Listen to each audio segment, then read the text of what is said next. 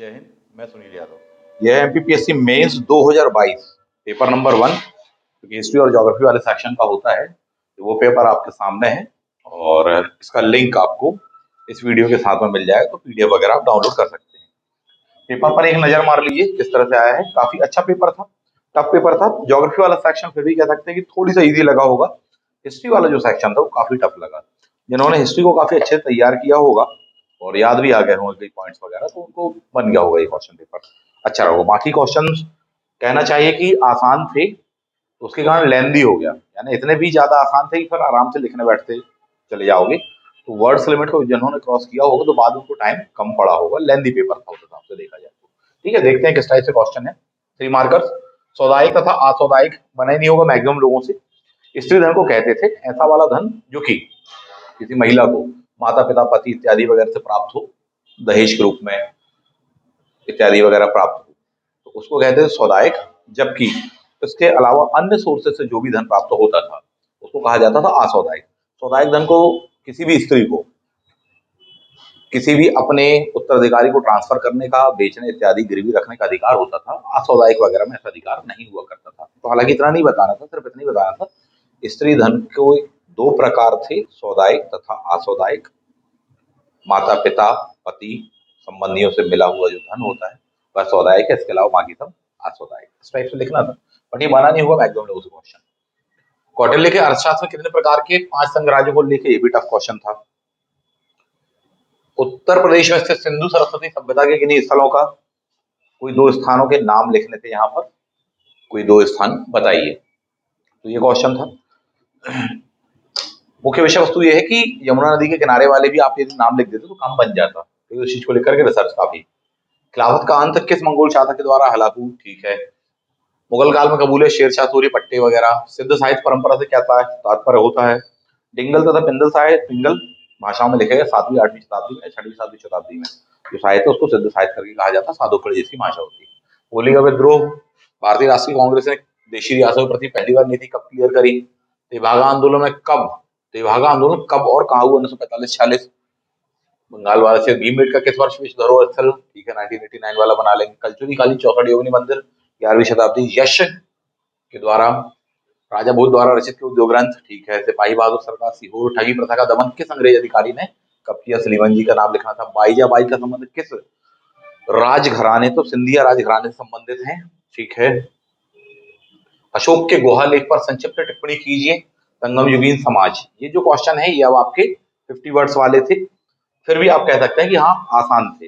अशोक के गुहा लेख के बारे में बताना था, गुफाएं वगैरह वहां पर जो प्राप्त हुए हैं, कर्ण चौपड़ सुदामा गुफा, वर्षिका गुफा इत्यादि वगैरह। संगम युगीन संस्कृति समाज के विषय में आसान क्वेश्चन। तुर्काने चहलगानी बलबन का कैसे क्या समस्या थी।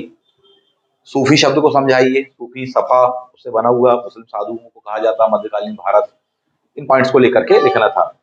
सफा मोटे कपड़े शब्द जो कहलाता उससे भी सूफी माना जाता। कुछ विद्वान उसको अन्य भाषाओं के उत्पत्ति मानते हैं, कुछ विज्ञान ज्ञान की चाह करने वाले लोगों के बारे में मानते सूफी, ये था।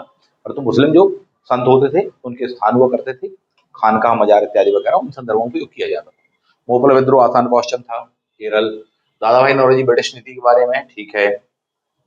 गोदना के प्रकारों संक्षिप्त, तो ये थोड़ी सा डिस्क्राइब क्वेश्चन था। दादा भाई नौरोजी जी की ब्रिटिश नीति, तो इसको समझाना पड़ेगा। नॉर्मल तो ये पढ़ते बोले धन का बहिर्गमन, परंतु उनकी जो उदारवादी नीति थी यह आपको वहां पर बताना था। ब्रिटिश संसद, ब्रिटिश पार्लियामेंट के साथ में ईस्ट इंडिया कंपनी तथा भारतीय समस्याएं जो थी उनको सामने रखना, उठाना और उससे समाधान प्राप्त करना, ये उनकी पॉलिसी रही। उसके लिए उन्होंने ऑर्गेनाइजेशन पत्र वगैरह चलाए थे।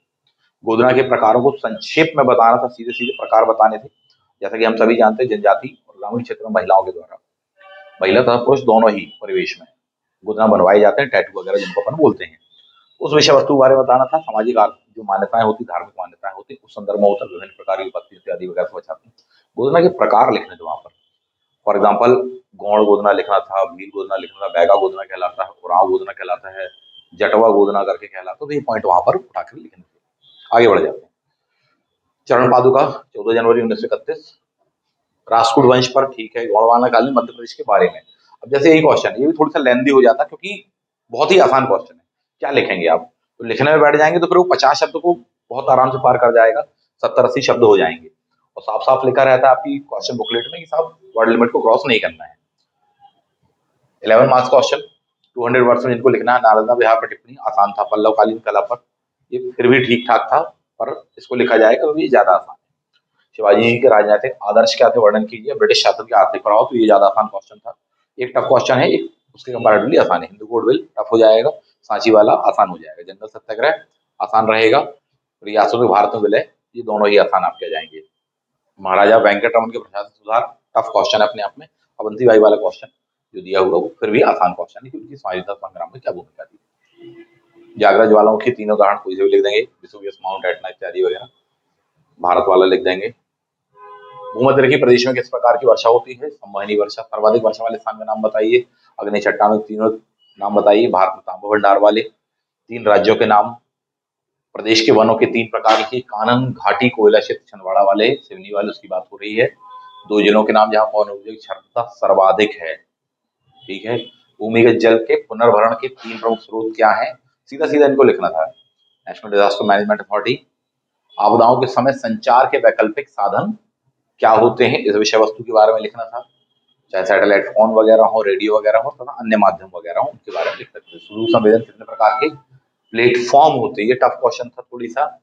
ऊंचाई ठीक है, लिख देंगे, आसान क्वेश्चन है। ग्लोबल पोजिशनिंग सिस्टम सर्वप्रथम कहाँ विकसित किया गया, ठीक। इसके बाद में आ जाते हैं आपके 50 वर्ड्स वाले क्वेश्चन।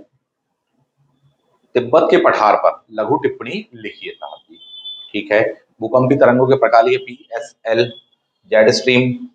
बड़े क्वेश्चन में आता तो फिर भी आसान पड़ता, छोटे में आ गया तो इसमें कहीं ना कहीं वर्ड लिमिट क्रॉस होने की स्थिति बन रही थी। भारत में मिट्टियों के प्रमुख प्रकार, ठीक है, एक मैप बना देते हैं इंडिया का, प्लस डिफाइन कर देते, थोड़ी थोड़ी सी बातें, और वो थोड़ी थोड़ी से ही नहीं शब्द ज्यादा हो रहे थे। चंबल क्षेत्र मृदा पत्र ट्रेडिशनल क्वेश्चन था, बन जाता सभी से। नेशनल न्यूज प्रिंट आसान क्वेश्चन है। कोविड-19 बहुत ही आसान क्वेश्चन है। सुरक्षित निर्माण से आप क्या समझते हैं, एकदम से थोड़ी सा टेक्निकल संदर्भ में था ये। सुदूर संवेदन में विद्युत चुंबकीय विकिरण का महत्व उदाहरण सहित बताइए। पूरा पूरा इसी पर टिका होता है, विद्युत चुंबकीय विकिरणों पर। GIS में कंप्यूटर के महत्व को समझाइए, ये क्वेश्चन है। फिर भी आसान क्वेश्चन इनको कह सकते हैं अपन। बड़े क्वेश्चन, लॉन्ग क्वेश्चन की बात करें, 200 वर्ड्स। ज्वालामुखी क्या विषय में, ज्वालामुखी वितरण कंपैरेटिवली ये ज्यादा आसान पड़ेगा। चक्रवात क्या है, चक्रवातों की विशेषता, उष्णकटिबंधीय चक्रवात। भारत के उत्तरी मैदान की भौगोलिक विशेषताएं कंपैरेटिवली ये आसान है। प्रवास क्या है, क्यों प्रवास होता है, क्या क्या सा प्रभाव उसका पड़ने वाला है। मध्य प्रदेश सीमेंट के उद्योग आसान क्वेश्चन है कंपैरेटिवली। पेयजल में अशुद्धियों के प्रमुख स्रोत क्या है, कंपैरेटिवली ये और भी आसान क्वेश्चन है। भोपाल गैस त्रासदी वाला, मानव जनित आपदाएं। अच्छे से समझाना था, ये क्वेश्चन ऐसे कोई टफ नहीं है अगर गौर करें तो। बस ये है कि हाँ, उसकी एक विधिवत ड्राफ्टिंग सही तरीके से हो जाती, सही तरीके से लिख पाओ उसको, वो एक चुनौती है यहाँ पर। ये क्वेश्चन कोई भी टफ नहीं है। कुछ एक क्वेश्चन को यदि छोड़ दिया जाएगा तो क्वेश्चन की संख्या जो है वो टफ नहीं है, बल्कि थोड़ा सा लेंदी हो जाएगा। तो दूसरा घुमावदार क्वेश्चन उसमें ये आ रहा है कि साहब ये तो बन रहा है मानव जनित आपदाओं को, भोपाल गैस दुर्घटना के उदाहरण सहित समझाइए। उसकी ड्राफ्टिंग एक कहीं ना कहीं पहलू हो जाएगा, साहब किस प्रकार से उसकी प्रारंभिक प्रस्तावना बनाई जाए, भूमिका बनाई जाए उसकी, और किस प्रकार से उस एग्जाम्पल उतरा जाए, उस एग्जाम्पल पर उतरा जाए जो कि भोपाल गैस दुर्घटना के बारे में पूछा जा रहा हो। फिर उसका डेटा और उस चीज को डिफाइन करना होगा बार बार कि मानव जनित आपदा क्या कैसे करके कहलाएगा। तो ये एक अपने आप में चुनौतीपूर्ण रहा। तो सारी बातों को सार ये है कि हिस्ट्री के कुछ एक क्वेश्चन को छोड़ दिया जाए, वो थोड़ी सी टफ थे। ज्योग्राफी का एक आध क्वेश्चन, 3 मार्कर्स वगैरह, वो थोड़ी सा टफ था। बाकी क्वेश्चन पेपर को आप कह सकते हैं मॉडरेट लेवल का है, बिल्कुल ही आसान तो कह नहीं सकते हैं। और दूसरी बात यह है कि घुमावदार उसमें यही था, जो आसान क्वेश्चन भी वो सीधे नहीं पूछे गए हैं। ऐसा नहीं पूछा गया है फॉर एग्जाम्पल कि बोले भोपाल गैस त्रासदी कब हुई थी, उसके कारण बताइए, नहीं। उसमें ये पूछा गया है मानव जनित आपदाओं को भोपाल गैस दुर्घटना के उदाहरण के साथ में समझाइए। यानी पहला पॉइंट है कि बोले मानव जनित आपदा क्या है, आपदा बताइए। आपदा के बाद में मानव जनित कारण बताइए उसके, मानव जनित आपदा क्या होती है, किन कारणों से होता है। फिर उसके बाद में उन मेजर्स को बताइए, उन तौर तरीकों को बताइए, और उस घटना को बताइए जो भोपाल में हुई इस समय, जिसके कारण ये त्रासदी भीषण भयावह मानव त्रासदी में बदल गई साहब जी। ऐसे कौन कौन से सिक्योरिटी मेजर्स वगैरह जिनको वहां पालन नहीं किया गया, जिनके कारण ये इतना ज्यादा फैल गया था, ये चीज अपन को कहीं ना कहीं बतानी थी। तो आशा ये है कि थोड़ी सा इसकी ड्राफ्टिंग, इसको बनाना लेंदी था उस लिहाज से देखा जाए। बाकी तो क्वेश्चन पेपर फिर भी आसान था, ठीक है।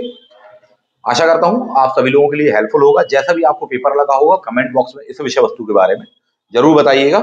इस प्रकार का पेपर है और इसका लिंक आपको डिस्क्रिप्शन बॉक्स में मिल जाएगा, वहां से आप इसको उठा करके डाउनलोड कर लीजिएगा। मिलते हैं नेक्स्ट वीडियो में। Thank you. जय हिंद।